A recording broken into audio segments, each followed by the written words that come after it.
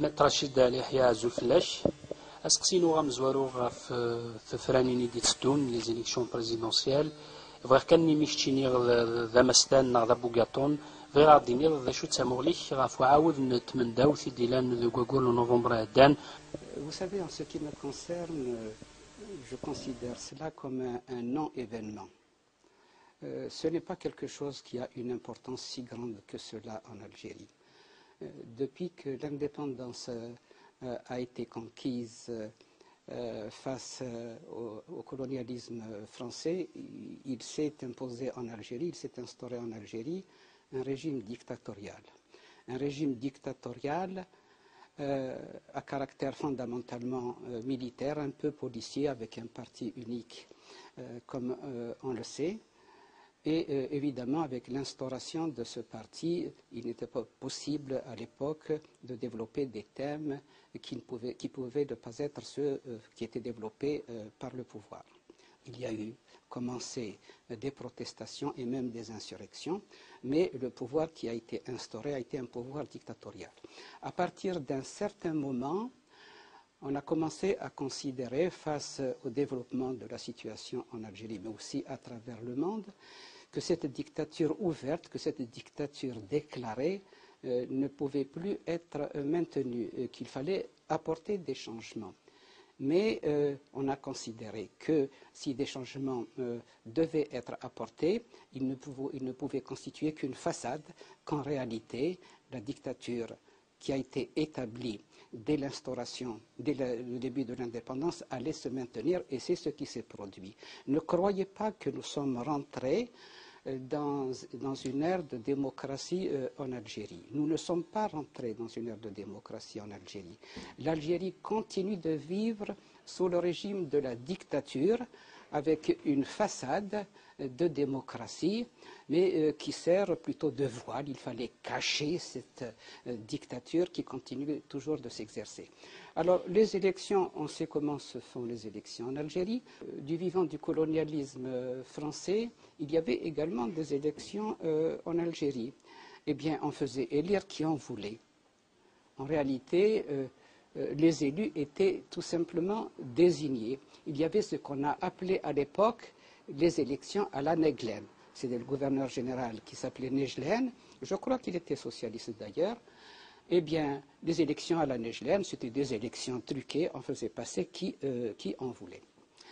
Actuellement, il ne faut pas croire qu'il y a des changements. C'est toujours des élections truquées, lorsqu'elles existent vraiment. C'est toujours des élections truquées. C'était des élections à la Nejlen. Maintenant, c'est des élections à la FLN. Mais au fond, c'est exactement la même chose. دور فعلا كان نسلايق وركزنا نتنادي نتساغ في مانيث نتمرت القبائل مسفح هذا مهني لا يدنا نتاي السوال غير لوتونومي دو لا كابيلي كون يارون السوالم او فيدراليزم ذا شو توالط الشيء اللي تمثل تاني لوتونومي.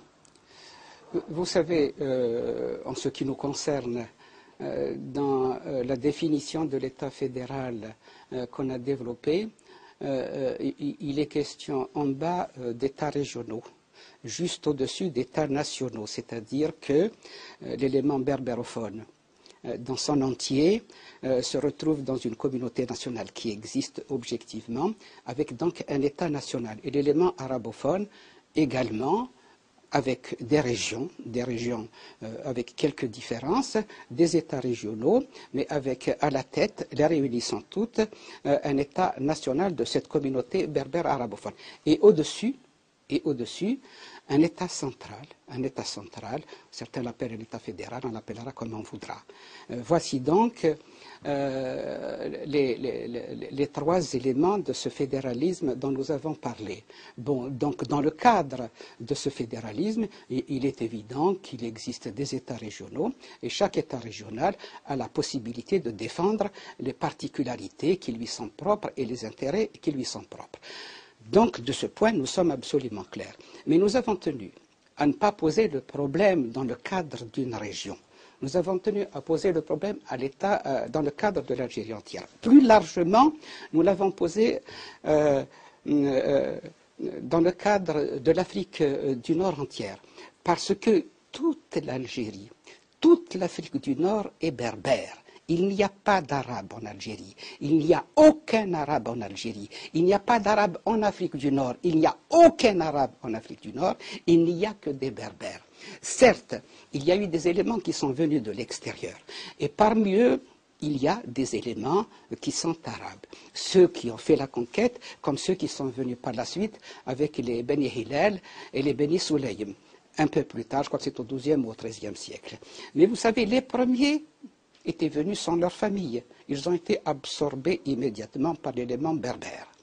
Les autres, parce qu'ils ont eu une vie communautaire assez longue, ils ont pu maintenir une certaine homogénéité et une certaine particularité, mais à partir d'un certain moment, avec la vie qu'ils ont eue avec l'élément berbérophone, les combats qui se sont livrés, qui ont été très importants. Pensez par exemple à ce qui s'est passé à Sétif avec Abdelboumen qui les a totalement écrasés et qui les a dispersés et qui a même emmené certains éléments au Maroc pour qu'ils ne constituent plus un danger. À partir d'un certain moment, petit à petit, du fait de cette dispersion, du fait que ces communautés ont été brisées, ils ont été absorbés par l'élément berbère. Il y a donc ce fond berbère, il y a d'autres éléments qui sont venus, qui par rapport à ce fond berbère est pratiquement insignifiant.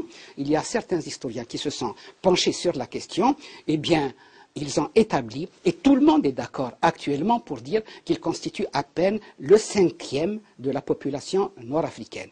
Et dans ce 5e, il y a les Phéniciens, il y a les Romains, il y a les Vandales, il y a les Byzantins, il y a les Arabes, ce qu'on appelait un temps les Arabes, et même ces Arabes-là, vous savez, c'est mélangé à des Égyptiens, c'est mélangé à des Irakiens, etc., etc.